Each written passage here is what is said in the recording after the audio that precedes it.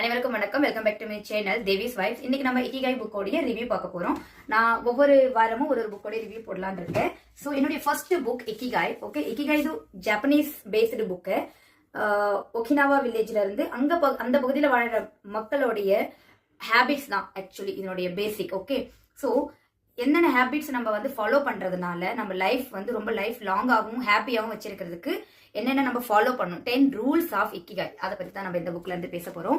Okay, இது என்னுடைய first book. நான் புக் ரீட் பண்ண ஸ்டார்ட் பண்ணப்போ ஃபர்ஸ்ட் புக் என்னுடைய இக்கிகாய் தான். ஏன்னா இதுல வந்து ரொம்ப சிம்பிளான லாங்குவேஜ்ல சிம்பிள் டெய்லி ரொட்டீன் தான் இருக்கும். அதனால ரொம்ப ஈஸியா இருக்கும் உங்களுக்கு புக்கு கவர் பண்றதுக்கும், உங்களுக்கு மோட்டிவேஷனும் இருக்கும். நான் வந்து ஒரு புக்கு கவர் பண்ணி முடிச்சிட்டேன், படிச்சு முடிச்சிட்டேன்.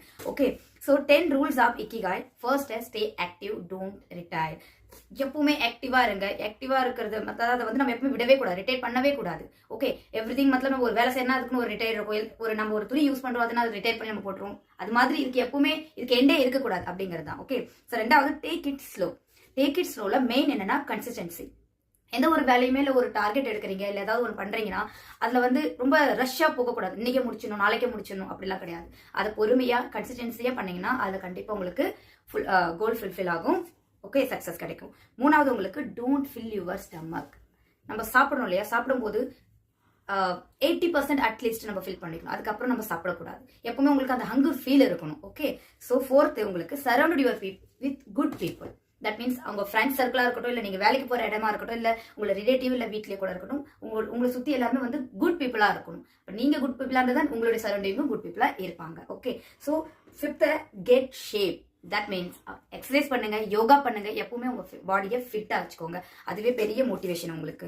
ஆறாவது, smile. Always be smile. Smile that means சிரிச்சுட்டே இருக்கணும்ன்றது கிடையாது, எப்பவுமே நம்ம நல்ல மூட்ல இருக்கணும். Always smile. கோவப்படணும்னு அவசியமே கிடையாது. எந்த ஒரு விஷயமா இருந்தாலும் பொறுமையா யோசிங்க, ஸ்மைல் பண்ணுங்க.